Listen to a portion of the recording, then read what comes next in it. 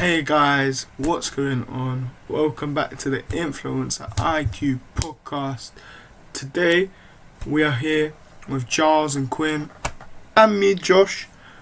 Today we're going to be discussing about Mr. Duccio right here and his job role. Now, Mr. Duccio is someone who's very influential in his scene, but more or less, Mr. Duccio, we want to get to know you more, and when we want to get to know who you are. Okay. Me and Quinn and Giles are going to ask you questions, and we really do appreciate you being on here. And yeah, let us know more about yourself. Thank you for the invitation. I'm an entrepreneur. I run an events company doing business events in London, and this has been going on for 12 years. I also own a couple of properties in London, which I rent out on Airbnb, and one property I rent out in Spain. And the third stream of income, which is less than the two I just mentioned, comes from business development for companies as a contractor, or mentoring, or a combination of both. And I also make sure that I have a decent allocation of time that is no business or job related. The things I'm doing now, now as in this point in my life, I'm doing them primarily because I enjoy doing them. So I love what I'm doing, actually what I'm doing.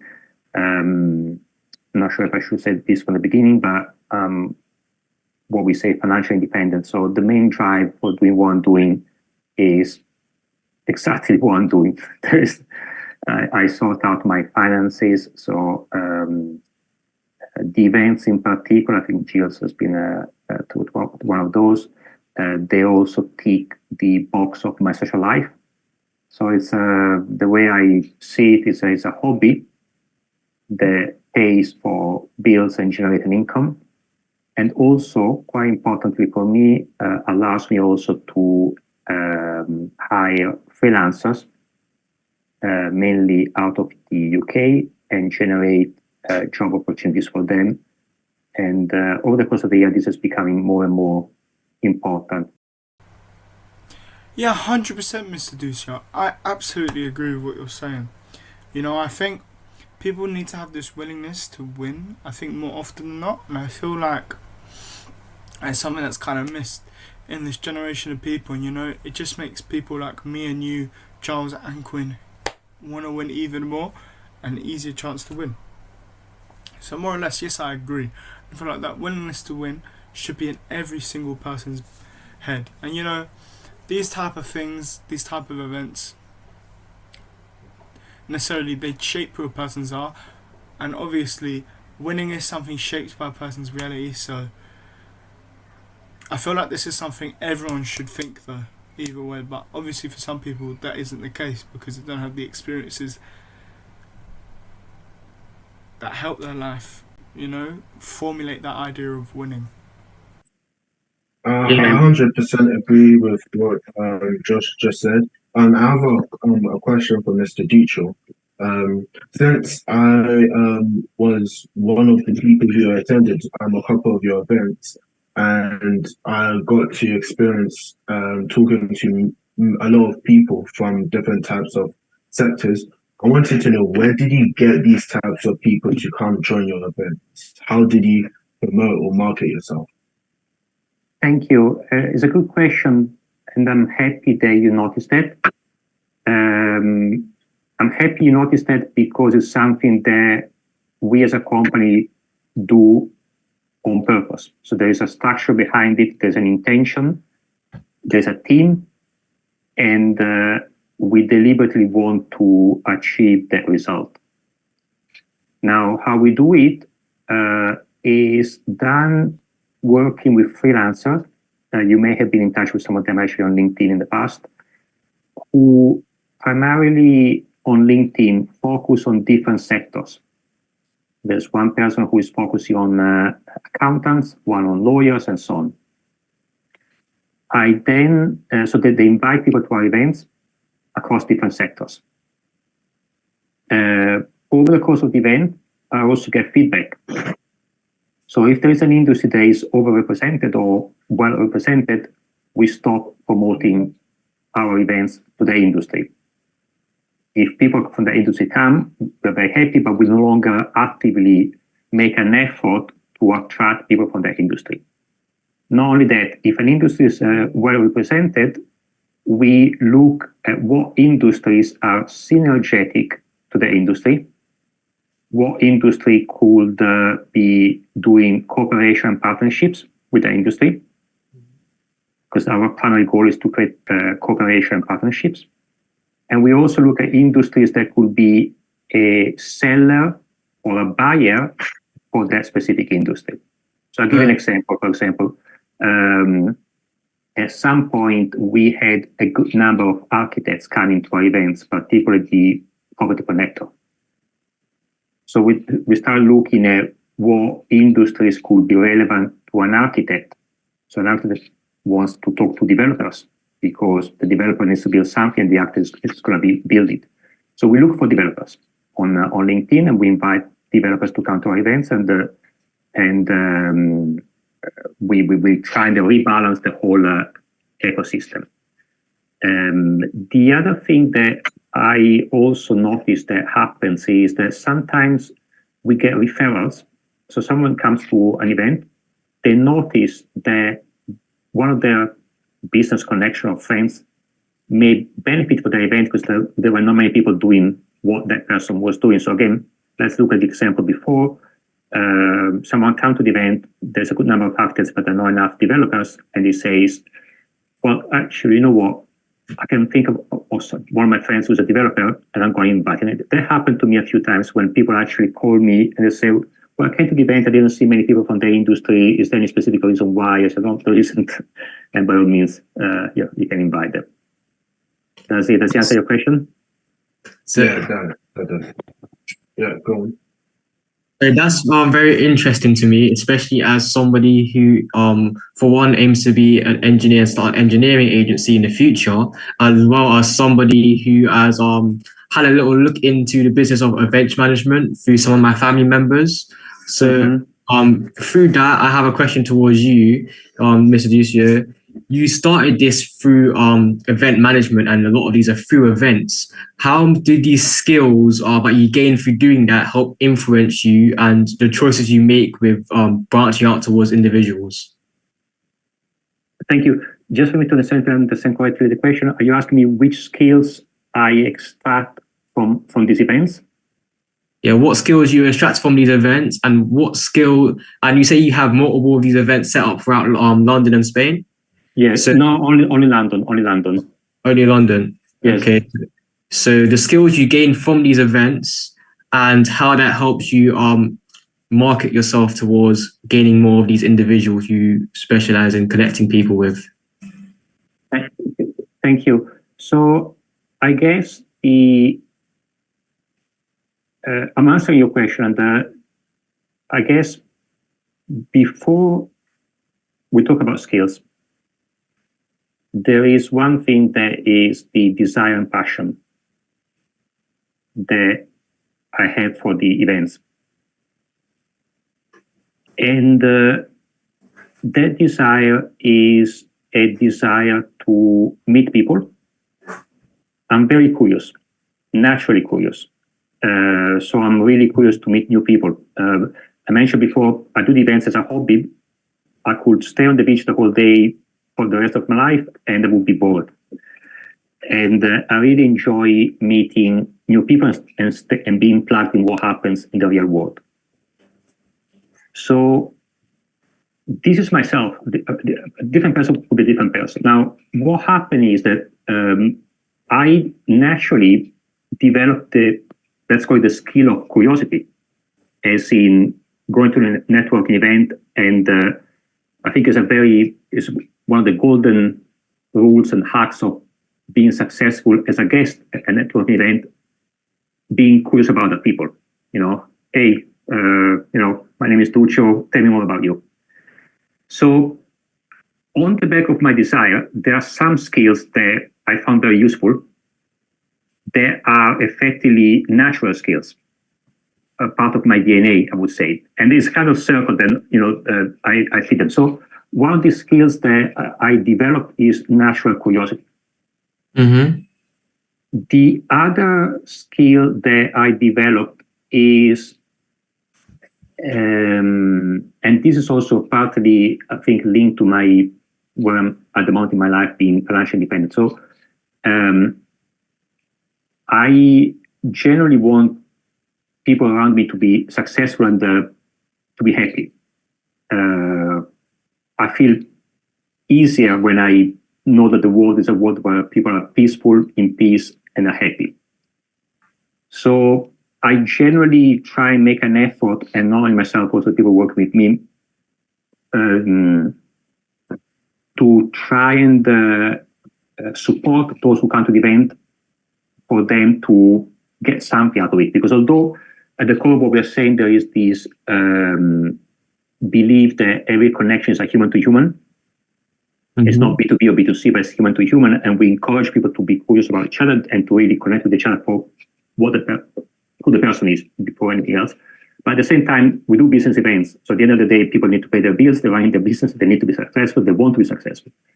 Yeah. And so the other skill that I took is to be able to, once I got a feedback on what the other person is doing based on their natural curiosity, okay, so you are an engineer, then maybe ask a couple of questions. Then if there is anybody in the room that may be relevant to you, to say, well, actually, there's a person here that I may introduce to you. So the other skill is a good visual memory of what other people are doing, and also being extremely natural in literally, sometimes literally, holding the hand or not holding the hand physically, but anyway, asking someone to come with me from one side of the room to the other and meet somebody else, but I think that they're good to know each other. So the other skills I got is the networking skill, the skill, if you can call it a skill, because I'm answering your question. So the skill of being generous, because I come from a different world, in introducing people to each other with no. Okay. You can be a broker. So an estate agent is introducing seller of properties and buyers because it makes a commission, and it's absolutely fine, and it's great. There's nothing wrong with it. A networker, someone who does networking, does it not necessarily expecting a reward immediately, if that makes sense. So focusing more on the long-term benefits towards you rather than just a monetary instant award in that case. Yeah, there is a long-term reward. Yes, there is. But there is also a short-term reward, and the short-term reward is just to enjoy what you're doing. It's the same short-term reward that you get when you play football, if you enjoy playing football, or if you go swimming, if you enjoy swimming, or if you eat an ice cream, if you like eating an ice cream. You get an instant, immediate gratification by doing what you like, and there is no goal beyond. And yes, you are right. In a bigger scale as a business, it then pays off that we operate in that way. I don't know many people. I've been doing events for 12 or 13 years, and I don't know many people who are still doing what I'm doing. When of those who were around 12 or 13 years old, 12 or 13 years ago, there are not many people who are around. And it goes back to what Josh was saying about being financially independent. I'm actually not recommending getting into this business to anyone because, as a business, because it's very time consuming. Okay. There are no barriers to entry. And because it's so personal, we can't leverage technology very much. And my experience is that actually when there is technology is when you can make money. On a personal level, I love it, and I wouldn't do anything else. And it's something I'm doing today because I'm financially independent. I would not have died when I finished university because, there are better ways to make money if money is the only driver. On the other side, though, there's no better way to meet people and to really build a network and to be plugged into the real economy of real life. Obviously, Mr. Duccio, from what you just said, I really like the information you gave us. It was very informative. However, I kind of want to know more about your life in Spain and life in Italy as well. I want to know how transitioning from those countries, coming to the UK, what the difficulties were and what mainly the challenges were in your time, because I think it'd be really interesting, especially for our foreign viewers, to understand the difficulties of moving to another country and still being successful, you know? This question. So I'll tell you my experience. I very briefly, I was a teacher in Italy. One of my friends told me he was going to London. I said, okay, let's go together. So I came to London literally 1 week after the decision. I had the qualification as a teacher, but I had to convert the qualification. I converted the qualification. I started working as a teacher. I realized that the schools in the UK, they're not the same as in Italy, particularly in London. I did not enjoy it. I did not love it. I loved being a teacher in Italy. I stopped loving being a teacher. So I look around. I was already speaking a few languages. I got a job as a credit controller in a large company, Bloomberg, the financial information. And then I moved on from being in the accounts department. I went on the help desk and eventually on sales. I used to work 8 to 6, and I loved what I was doing. And I love it because I love finance, and the company is an amazing company. I was learning a lot, and also there is a way, I think, where I say we, but talking for myself, in every relationship I have, whether it's personal or business, I see an opportunity or an option or the possibility of choosing to love what I'm doing. It's a choice as well. At some So is point, it about mindset then, in that case? Yes, call it mindset. Yes, mindset. Yes, absolutely. Yeah. So Thank you, Mr. Duccio. Now, I kind of want to know something. Do you think a mindset can be influenced or changed by other people? Because this is something like I really kind of want to know and kind of get to know your opinion of. Because obviously, many people have different opinions. Some people think that people just are born with a certain mindset, and other people think it's an influence by other people. But what would you say? How would you say a mindset is made? Mindset can definitely be cultivated, 100%, 100%. And whoever is successful, willing, I mean, consciously or not consciously, is somehow working on his or her mindset. Readjusting, being curious, not being dogmatic, and so on. So yes, for me, it's a mindset choice to love everything I'm doing, and sometimes things turn out the way they were supposed to turn out, and it's perfect. Sometimes they don't, and the mindset is to say, okay, I'm going to love it anyway.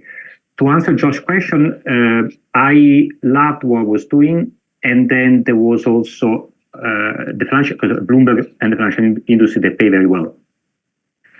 So I also realized that if I work hard on my early days of my career, I could generate savings, invest those savings, and I think you guys have got a background in mathematics.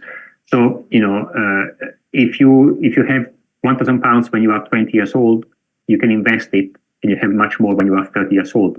If you wait until when you're 40 to save £1,000, you lost a lot of the compounding effect. Compound interest. All right. And so I would, to answer your question, George, I would say from my experience, there's something that I call the way in the middle. So there are two extremes. One is doing only something that we love and is our preference. I love playing football, so I'm going to be a footballer. Mm-hmm. Okay. The problem is that reality is what it is. So I may love it as much as I love it, or don't love it, but if I'm not as good as other people, I'm not going to be a footballer. Let's put it basic. Okay. So I may love having an ice cream shop, but if I'm not good at selling the ice cream or creating the ice cream, and my ice cream doesn't taste good, nobody will buy it. On the other extreme is staying and doing something that we don't love. I hate being an event organizer. I will never do it, but I haven't got the choice. I'm going to stay here. And when I meet people, I say, don't come to me, don't talk to me, go away. And then I'm wondering why nobody's coming to my events, but I'm still doing it because, I can't see any other solution. So there's something in the middle, which is doing something that we love, we enjoy, we find it's our passion, find out what our passion is, and balance it with realistic expectation with what the reality is, and talking about football, if you can be a good footballer, you can be the next Messi, go for it. But realistically, if you can't, maybe just keep on playing football with your friends and be an engineer. If that makes sense. Would you say it's a question? Yeah, I had a question. Before you said London Connect, which is your business, it's too time consuming, and it takes a lot of your time, and you won't recommend it. However, I would like to disagree because most businesses it is very time consuming, at least 8 hours a day, literally working on your business. And since you are financially free from doing those London Connects, would you say that there is an opportunity for people to also be a part of the venture, the marketing venture? Yes, so I believe there are two questions here. One, if I understand correctly, is are there opportunity to collaborate with London Connector, correct? No, not necessarily. No? Let's just say somebody else, decides somebody sees London Connector, and they attended that event and they were inspired by what you're doing. So they decided to create their own business and a competition. Would you say it's a good venture for them to do that, or not do that in a way? Yes, so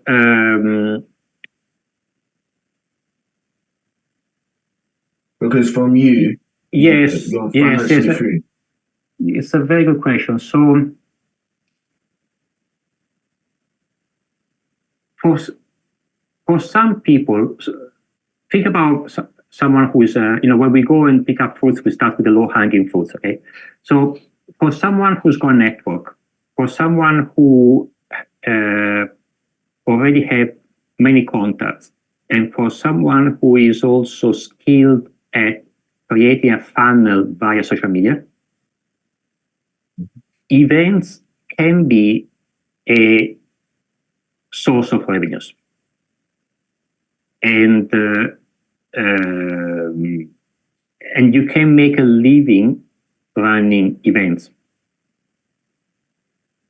And going back to what Josh was saying, if someone really loves meeting people and so on, and to what you just were saying about the hours, and doesn't really count those hours. And by the way, I don't count the hours either because it's more, I see them as part of my social life.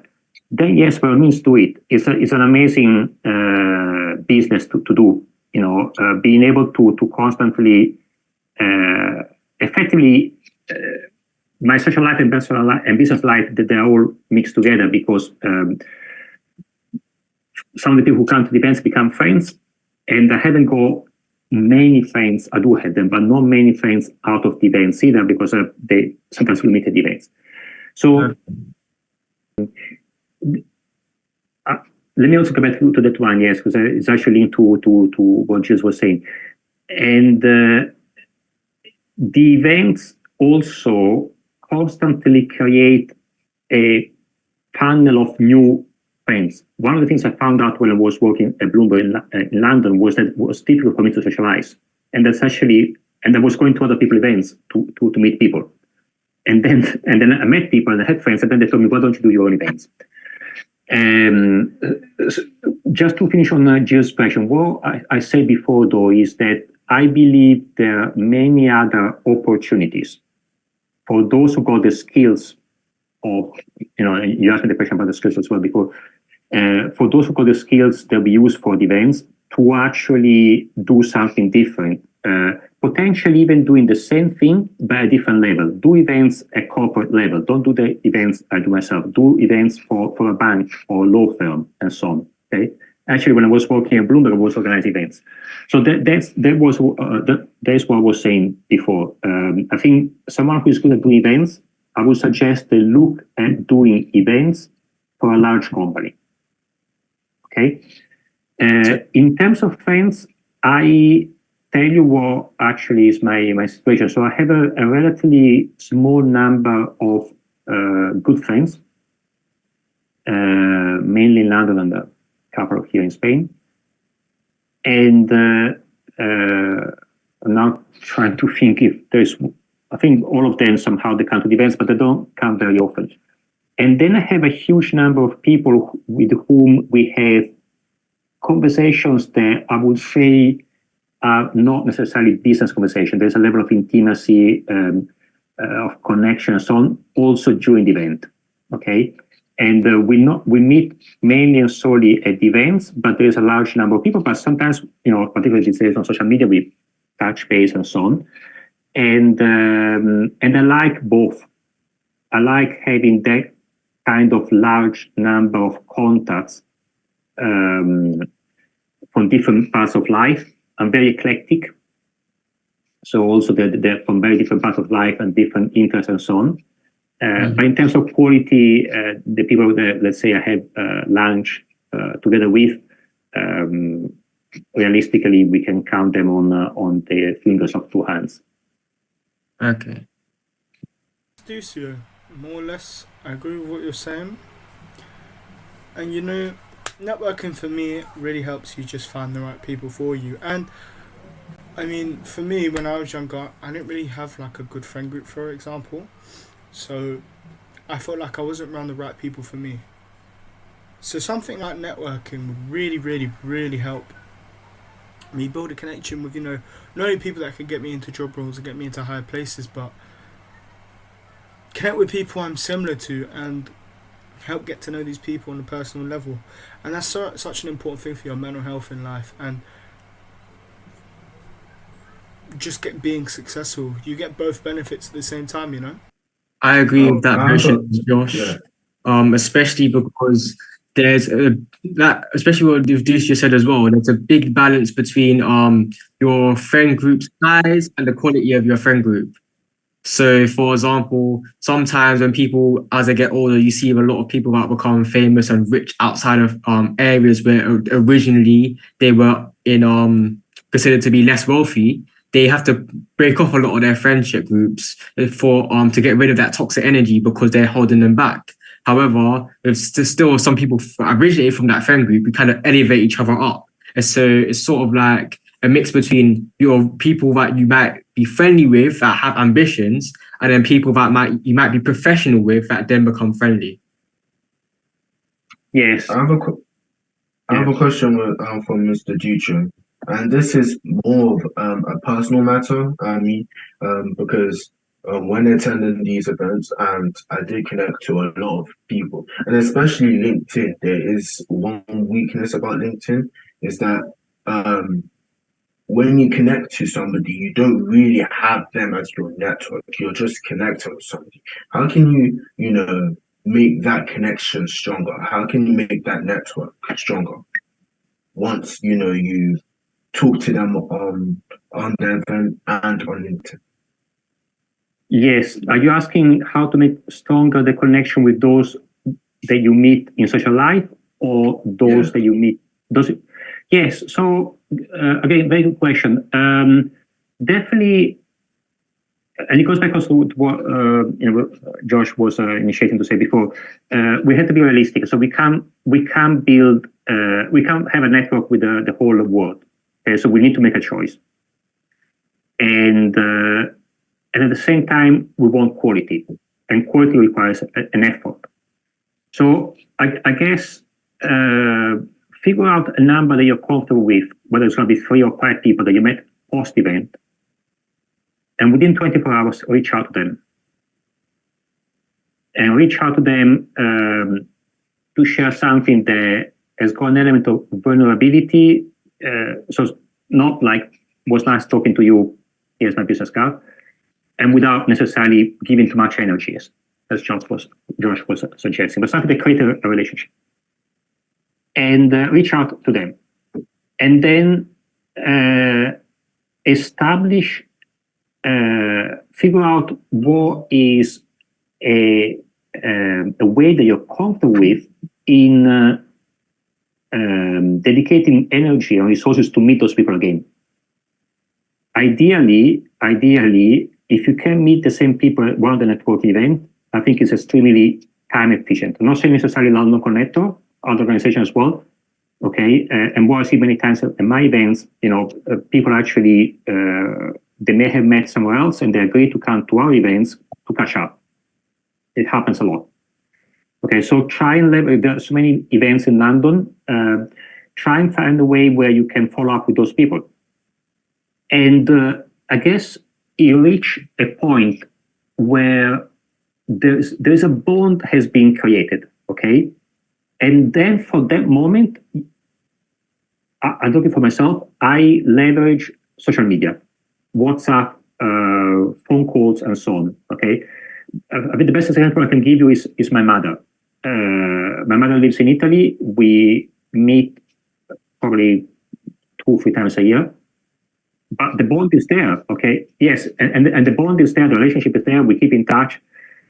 Why? Because she's my mother. She brought me up and so on. So we had enough time in the past to build that relationship. I've been away from Italy for more than 30 years, and over the last 35 years, I haven't been in Italy that often. But she's still my mother. With other friends of mine, you mentioned my friends. Actually, I told you I can count them on the fingers of 2 hands because I'm counting the one in London. But I forgot I have friends in France, for example. And we may meet once a year, but it's that kind of relation where when we meet is like meeting my mother. We may have met the day before, although we haven't met literally for 1 year. Okay, so try and see who are the people that Giles say you can build that kind of relationship offline up to the point where the bond has been created, and from that point, then obviously again, it's the path in the middle. There must be a refreshing of the face-to-face interaction. But once the bond has been created, personally, taking from my experience, there is no longer that need to meet again. And then you can start again. So I think we lost the video. Oh, guys, today it's been a very good session, a very good podcast with Mr. Duccio. I thank Quinn and Giles for being here and being very good with their questions, and overall a very, very, very, very, very good podcast. Now, would Giles and Quinn have anything to say at the end of it? Well, basically, as just said, very good podcast, interview with Mr. Duccio. I really enjoyed the stuff that he did say and that he did contribute. And I have a couple of questions that I would like to ask Mr. Duccio. So hopefully we could have him in our next interview, or the interview's coming up very soon. Quinn, do you have anything else to say? Yeah, I've liked the message he parted on us. Small things that we usually think about at networking. Like, we understand the skills in general, but for him that specializes in setting up events, we truly learn how networking can really benefit us. And the questions he answered for me were quite clear in the way he said it. So I definitely feel like I learned something today. Yeah. Thank you very much, Mr. Duccio, and thank you for all the listeners that listened throughout the whole podcast. And thanks for our loyal followers that's been there for day one. Thank you very much. And we'll see you in our next interview, which will be coming up very shortly. Thank you.